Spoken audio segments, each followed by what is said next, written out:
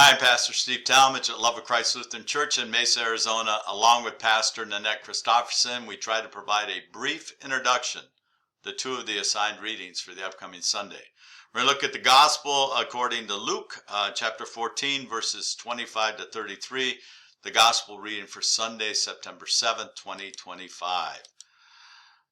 Dietrich Bonhoeffer was a Lutheran theologian, pastor, and martyr in the mid-20th century, and he was raised in Germany, and he saw the realities of fascism and Nazism rise during his brief young life, and he also saw the reality of people going through the motions with a state church.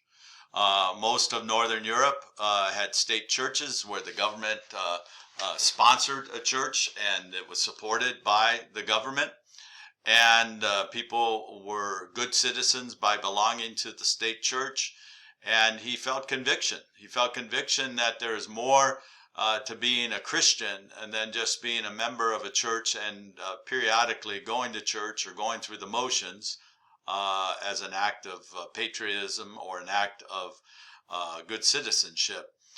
And so he dove into Scripture, and he was moved by Matthew 5, 6, and 7, the Sermon on the Mount, often called the Handbook of Discipleship, and he wrote this, basically his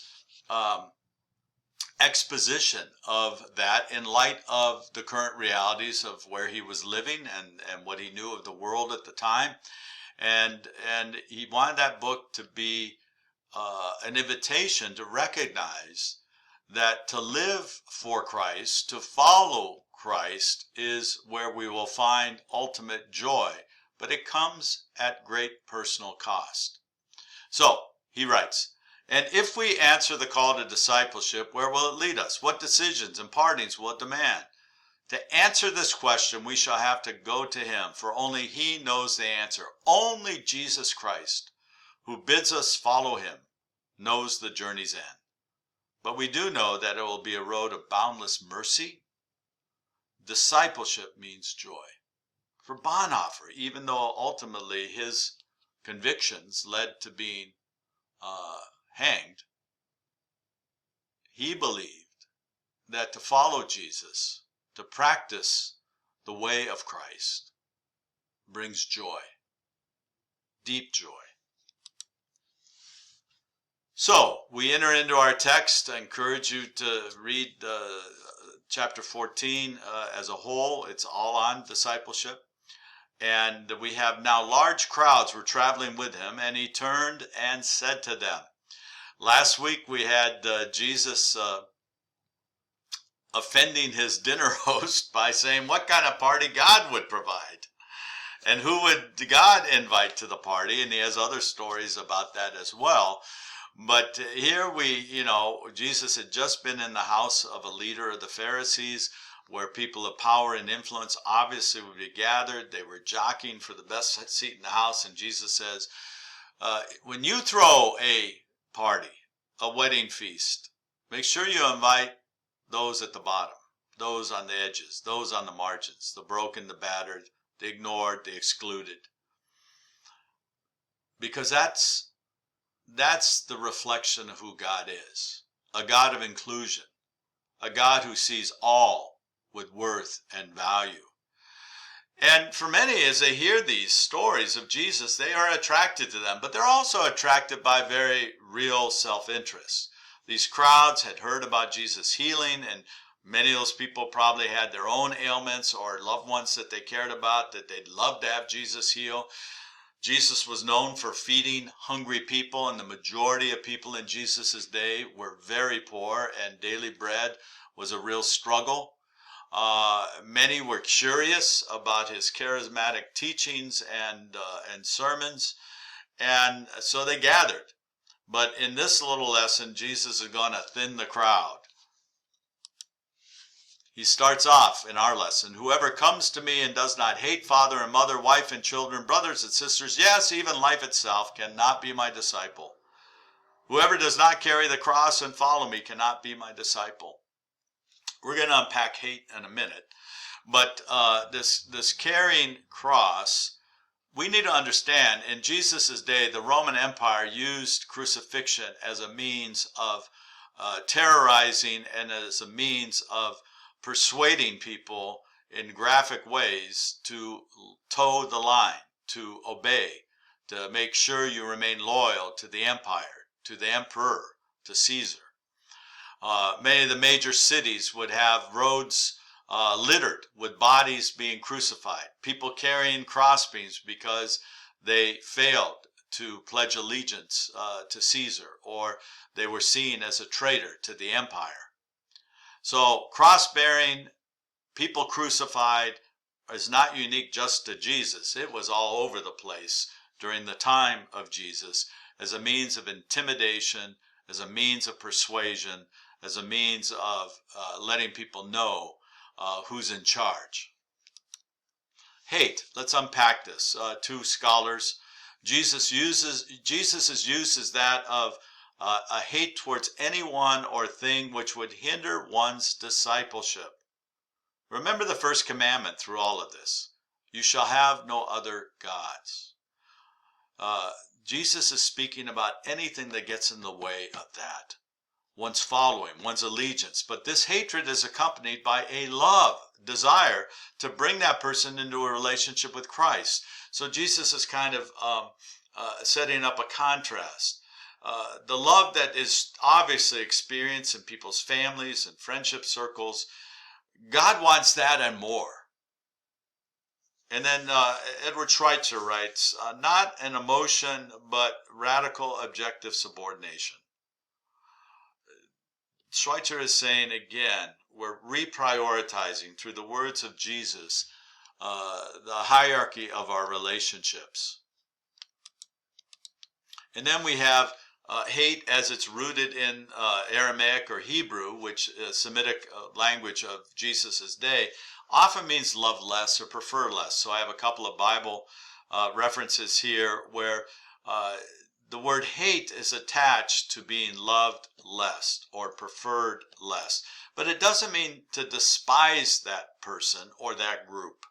So when Jesus says hate, he's using strong Semitic hyperbole or exaggeration to emphasize priority, not emotional hostility.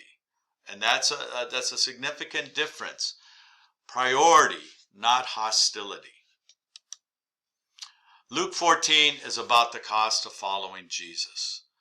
Just before our lesson, he tells the parable of the great banquet where people made excuses. Oh, I got family stuff I got to deal with, or I got too many possessions I got to manage, or my business affairs are getting in the way. They all have excuses, probably even very good excuses that kept them from joining in the feast. Jesus sets that up as a lesson on discipleship requiring radical loyalty. Even the closest natural ties, our family, our friendship circle, life itself, must not come before him. You shall have no other gods before me. Jesus goes on about carrying one's cross. This is a voluntary act of entering into the messiness of human sin and suffering and serving as an agent of God's compassion, mercy, and love. It's voluntary. God does not force anyone to follow in the footsteps of Jesus. God does not force anyone to enter into the human brokenness and messiness of life. But Jesus, as our witness, as our revelation of who God ultimately is, in flesh dwelling among us, shows us Jesus is willing to step into, even to the point of dying for his enemies, for those who persecute him, to show the broadness, the expansiveness, the inclusiveness of God's love. William Barclay writes, in the most vivid way possible, Jesus told the crowd that one who would follow him was not on the way to worldly power and glory. And that's, such a contrast to what grabs our eyeballs in the media and what's lifted up, power and glory in earthly terms. Barclay says, but the disciple must be ready for a loyalty which would sacrifice the dearest things in life, and for a suffering which would be like the agony of a person upon a cross. To follow the way of Jesus does not insulate or isolate us from human suffering. We have our own personal experience of suffering that we'd never volunteer for or want to have happen to us. But in this case, Jesus is inviting his followers, and his disciples will, not perfectly, but they will enter into the messiness and the controversy and the inconvenience of bringing the gospel that came with great opposition and ultimately even threat of death or death itself.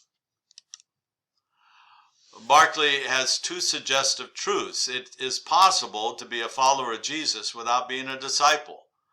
A lot of people don't want to pay the cost. A lot of people just want to go through the motions, and they say they're a follower of Jesus, but they have their feet in two places: the things and trappings of this world and the things of God. And Barclay says it is a Christian's first duty to count the cost of following Christ. And we're not the ones to judge. We're not the ones to assess and evaluate the other. You and I are in charge of ourselves. And we need to understand the challenge and difficulty that comes with bearing a cross and following Jesus. And like many in the crowds that gathered around Jesus, they weren't there on Good Friday. And some of them maybe even were part of the crowd that yelled, "Crucify him." This is the way of human sin. This is the way of human nature. This is the world in which we live. But we are invited in this lesson to count the cost. So Jesus uses two stories to illustrate. For which of you intend to build a tower does not sit down and estimate the cost to see whether he has enough to complete it? Otherwise, then he has laid a foundation, is not able to finish, and all who see it will begin to ridicule him, saying, "This fellow began to build and was not able to finish." Or, what king, going out to wage war against another king, will not sit down first and consider whether he is able with 10,000 to oppose the one who comes against him with 20,000? If he cannot, then while the other is still far away, he sends a delegation and asks for the terms of peace. Two little stories to illustrate counting the cost. I drive Power Road from the 60 north to Love of Christ most days during the week. And I pass by this little marine shop business, and for many years it seems like they've been under remodeling. No business is being conducted there. There's a lot of plywood. Some grading of the old parking lot has been done, but it seems like it's been at a standstill for a very long time, and I have no idea the details. I drive further up Power Road, and Via Church sold a extra parking lot they had on Power Road, and some developer came in to put rental houses on, and they are humming away at these things. They graded the lots, and then they started building, boom, boom, boom. So as I look at those two projects on Power Road, it seems to be some either didn't count the cost, or they just are doing things differently. But I think of this little parable every time I drive Power Road. 1433, so therefore none of you can become my disciple if you do not give up all your possessions. Oh, Jesus. Are we to take this literally, or is he exaggerating, or do we frame it in Jesus wants to be the priority in our life over everything else? Possibly that of abandonment of things, yielding the right of ownership rather than outright disposal of them. So we hold on to our things loosely, recognizing that we don't possess anything. Everything is a gift. It may be a reference to the principle of stewardship, the willingness to part with our goods by seeing them all as belonging to God and using them wisely for the Lord and not just ourselves. These are hard words from Jesus. Wrestle with them. Pray over them. Apply them as the Spirit leads you. God bless.